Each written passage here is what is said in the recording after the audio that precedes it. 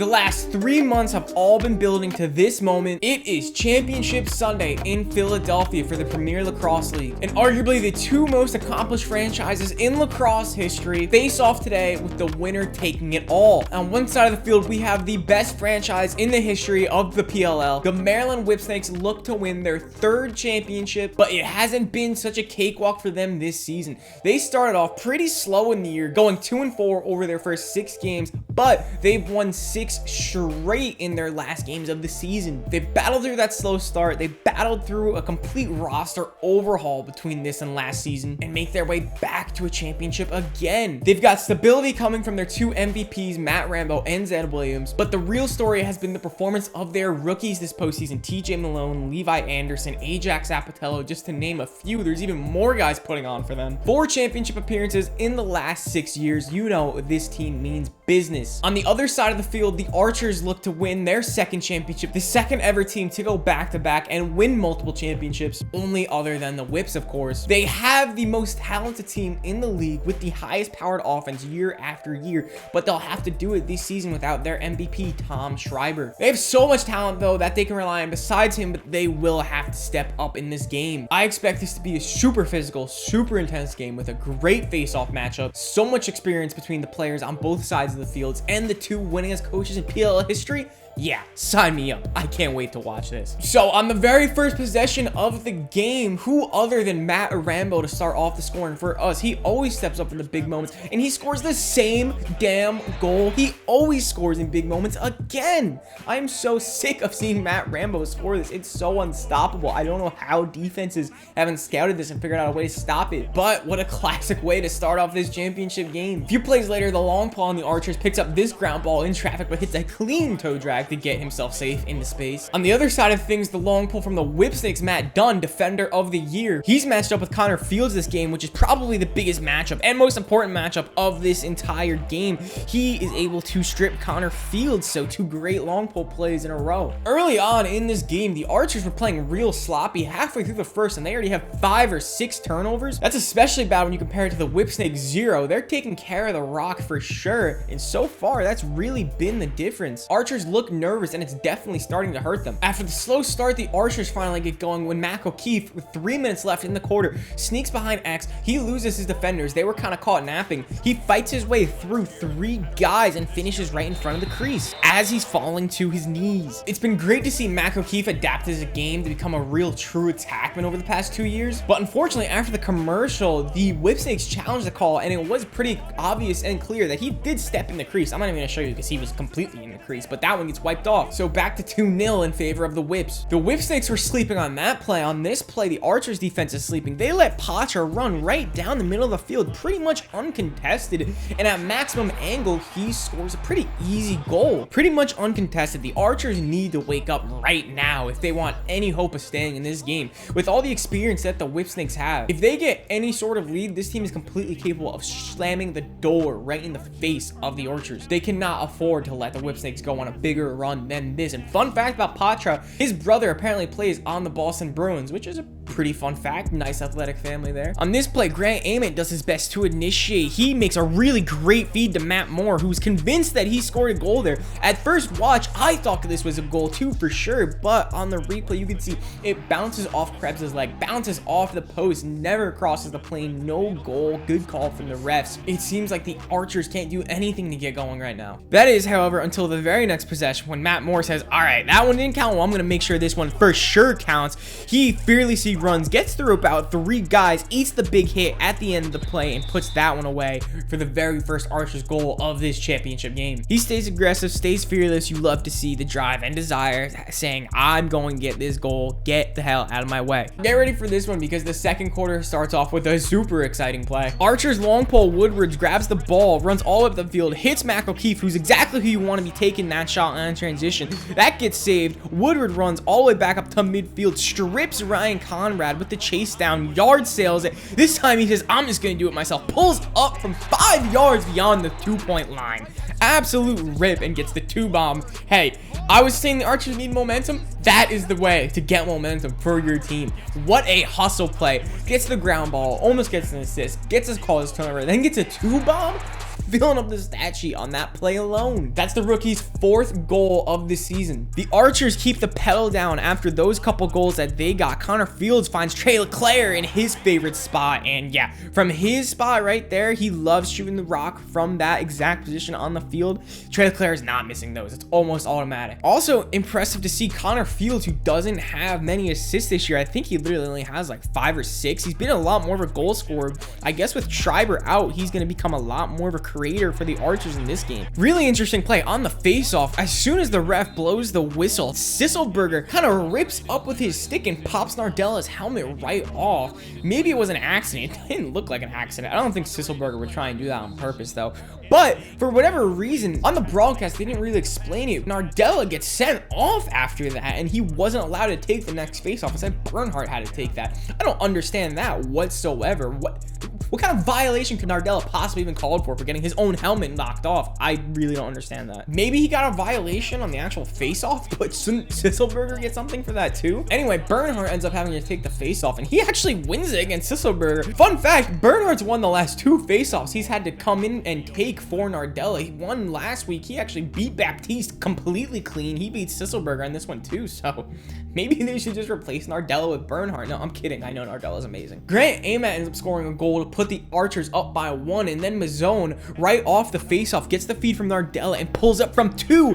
Another pole goal in this game, which is super hype. The Whipsnakes needed that because the Archers were going on a bit of a run themselves, but they called this goal off too, and this one I really have a problem with this call because this makes no sense whatsoever. You'll see as he shoots it, the head of his stick pops off and flies off. I guess it broke or something, but they say technically, since the head came off, it's an illegal stick, and the stick became illegal before it went into the back of the net. Therefore, it can't be a goal because he had an illegal stick.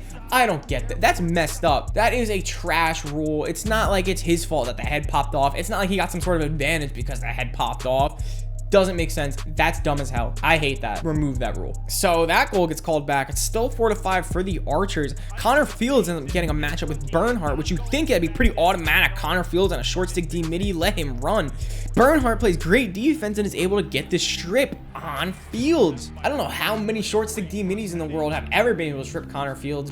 Great play from Bernhardt so far. He won that face-off. He got that great defensive play, caused turnover. Who would have saw that coming? Here's a real slick save by Dobson, who was playing out of his mind this whole game. In the first half, he had like 10 or 12 saves, including this brilliant one off the shaft of his stick. However, on that same possession, Ryan Conrad, who is another midseason acquisition via trade for the Whipsnakes, he was able to get one past Dobson. He catches this ball that didn't even seem like it was intended for him, but he puts it in the back of the net. Big credit to Jim Stagnita for playing GM of this team because he's done an incredible job of retooling this Whipsnakes team. In just 1 year, they've completely turned it around. And right before we get into halftime, I just want to show you this funny little play. We always hear how important and valuable giving effort is on the ride, especially for young attackmen. So look at Matt Rambo personified effort on that ride right there. Nothing more gritty than an attackman putting in max effort trying to play some defense. Anyway, in all seriousness, we have reached halftime. It is a dead even, locked up 5-5 in this game right now. Both teams had 1 goal wiped off the board for them. It hurts a little bit more for the Whipsnakes because their goal was a 2-bomb. That was the stupidest rule I've ever heard. I didn't know that existed. Get that rule out of here. The vets and the big name players on both teams have been the ones who have been stepping up and making the plays so far in this half. Matt Rambo has showed up and scored a goal, but Zedd Williams is still missing, absolutely ghosting in these playoffs so far. Not much from Malone in the way of production either today. He's playing okay, but not as much of a star as he has been this season. The Archers are definitely missing Tom Schreiber. A player like him could blow this game wide open, but they are still making do and surviving without him. They do definitely need to take care of the ball much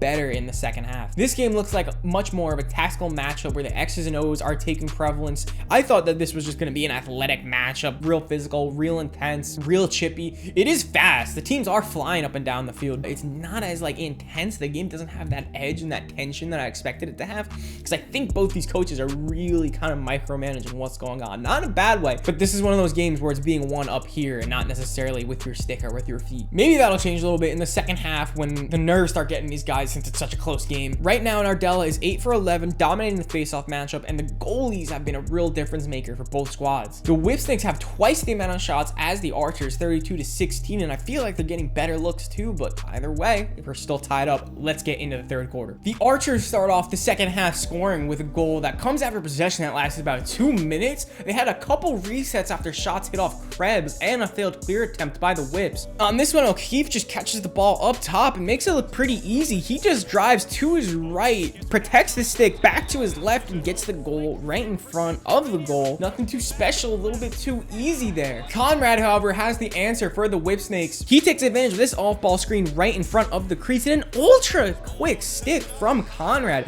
Usually when you make a quick stick, you gotta baby it in a little bit first to catch it, secure it, and then pull your stick forward. On this one, he doesn't even really control it. He almost just like tennis rackets it, swipes it into the goal. No give on the catch, I mean, that's as quick as it gets. That goal for Conrad makes it a hat trick for him in this game, and also that gives him a hat trick of hat tricks in championships games. He's had 3 goals in all 3 of the championships he has played in. That also makes it a hat trick of assists for T.J Malone on the day. After the face-off, Matt Moore puts in the extra effort where he slides pretty cleanly to save this ground ball from going out. That play does get blown dead because there is a penalty behind the play where the Archers end up going man up against the Whipsnakes unit, who have not let up one single man down goal the entire season. That is absolutely ridiculous. A few minutes later, another weird ground ball play. Mike Chanichuk takes the shot. It hits off Levi Anderson. Matt Rambo could have easily just picked up that ground ball. Instead, kicks it right out of bounds. Acts casual like it's his ball still. I guess for whatever reason, he thought he could make a million IQ play and convince the refs that this was still a part of the shot rebound, so it's still technically the first one to the end line closest to it. But no, you kicked it right out of bounds, dude. That rule doesn't apply. He should have just picked up the ground ball. That's what you get when you're trying to be too cute in a big moment. Even if that was the rule, why would he even do this? I mean, there wasn't a guy on his ass or anything. He could have just picked up the ground ball nice and easy and had it right on GLE. Why would you want to waste time? We got this clip of Dobson making yet another save. He is playing ridiculous this game. And once again, another weird play in the third quarter. This time, Tim Muller does a good job of getting a stick in the passing lane, but after tipping the pass, it hits the crossbar. Nothing bad really happens, but I've seen this in soccer before, where the ball hits the top of the crossbar, bounces straight up, maybe it'll hit the crossbar again, and it'll fall down and hit the goalie on the helmet and then go in the net. I didn't see that here, but that would have been absolutely ridiculous if that did happen. Still kind of crazy. What are the odds of that? And here's another couple ridiculous saves by Dobson. This time it's 3 saves in just 1 possession. First, it's Zedd Williams, who, to be fair, kind of just shoots it right at his chest, so not as impressive on that one.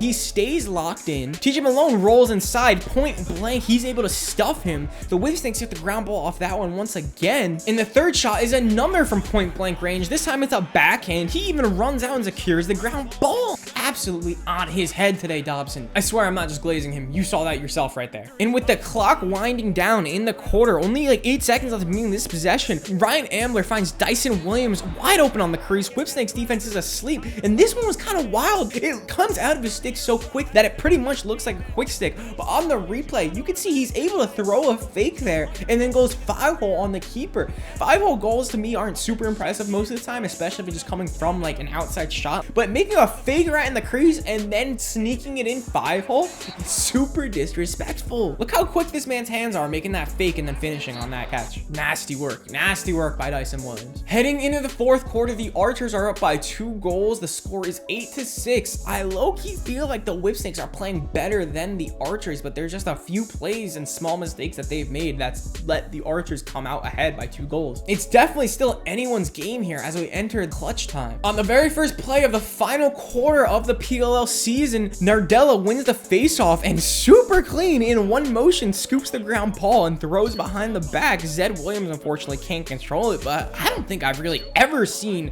a ground ball scoop into BTB all in one motion as clean as that one was. On that next possession, the Archers are working the ball around, get Trey Leclerc back in his favorite spot, one of the sweetest strokes in lacrosse, and like I said before, he's automatic from right there. It seems like that's the only spot he scores from sometimes. The Archers turn it into a little bit of a run early in the fourth. This time it's Mac O'Keefe. He catches the feed from Ament and makes a ridiculous finish on that one. super patient. That's outstanding, especially for a guy who's not really known as an attackman and just more of an outside shooter. But he takes a few extra steps. He probably should have just shot this as soon as he caught it, honestly. But with a flurry of fakes and a ridiculous twister, almost Canadian finish, finds pay dirt. This is as clinical as a finish as you can get. Wow, 3 or 4 fakes jumping. Coaches hate that, completely decreasing your angle. Hey, those 4 championship games in a row that he's been through, that experience is definitely showing right there, dating all the way back to his time on the Chaos. Now 4 years later on the Archers, hasn't missed a chip. Pretty funny but insignificant play here. Matt Moore goes to scoop the ground ball. And it's a total victim of the turf monster, I guess. It didn't look like his feet got caught up. He just stumbles over this one. I don't know what really happened here, but kind of funny. I laughed. Here's another exciting play. The Archers cause a turnover, push the fast break. They find their attackman wide open. The goalie, Krebs, comes out and lays a body. He's outside his net, makes a save. Incredible, outside of his crease, but then throws the ball away. Right to Connor Fields, makes them pay. Finishes it. That save from outside of his net was obviously ridiculous, but he completely screws it up and sells the clip. I don't know why after that amazing play, he would just throw it away like that. He had time. He could have done something else with it. I guess he was a little spooked being so far out of his crease. He was probably mad too at the defender that hopped into the goal because he was like, dude, I can't get into my normal spot. I can't post up and find this shot when you're sitting on my elbow like this. But either way, amazing play and then a terrible play from Krebs. At this point, down 4 or 6 minutes left, the Whipsnakes really need to get going. They came back from a similar deficit last week against the Atlas, but it's looking a bit tougher here today. Matt Rambo has to answer that call with a diving backhanded crease dive from behind. GLE stepping up at the right moment, but that one is instantly called off. And to be fair, it was a very, very good call from the ref. His toe was just barely on the line. Great job being able to spot that in real time and call that. Even though it was called off, what a goal from Rambo. Way to step up in the big moment. That's something that is in his blood that we always can expect from him. On their very next possession, Mike Chanatuck decides, hey, if Matt Rambo is called off, I'm just gonna do my own version. And he does. He does his own crease dive, wrapping it all the way around Brett Dobson and getting it past, I think that was Graham Hossack, who was sitting between the pipes too. So really tough finish, diving in, taking the hit, not scared of contact, and getting it between 2 guys, basically 2 goalies in the net. That's also a very fantastic pass from T.J Malone, hitting him as he's running through the backdoor cut. And finally, down by 3 goals with just 1 minute left, it's desperation time for the Whipsnakes. They start pressing out and double teaming whoever has the ball, typical when you're down by these margins in lacrosse. It seems like it's actually about to work for them when they get Ryan Ambler to the floor. However, he retains the ball, and that check is called a penalty for holding, which makes sense.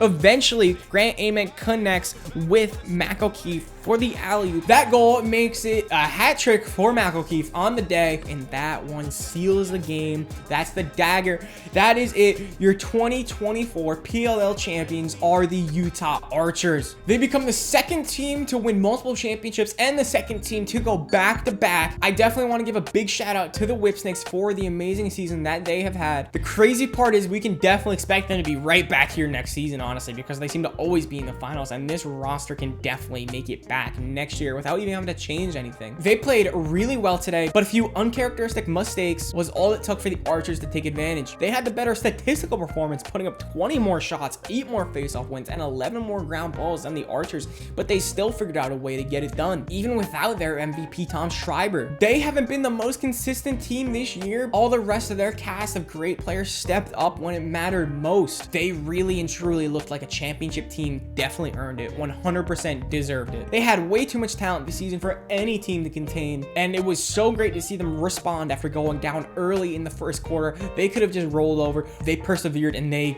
finished business. What a season for the PLL this year. The league just keeps getting better and better on the field, from a production point of view, from a media point of view, from a coverage point of view. The drama in this league has it all. I already cannot wait for next year. I wish the PLL had longer seasons. And of course, I had a fantastic time covering it and bringing all these highlights to you guys. Let's go over some notable performances from this season, but stick around after that because I have a few quick things that I want to say at the end of the video.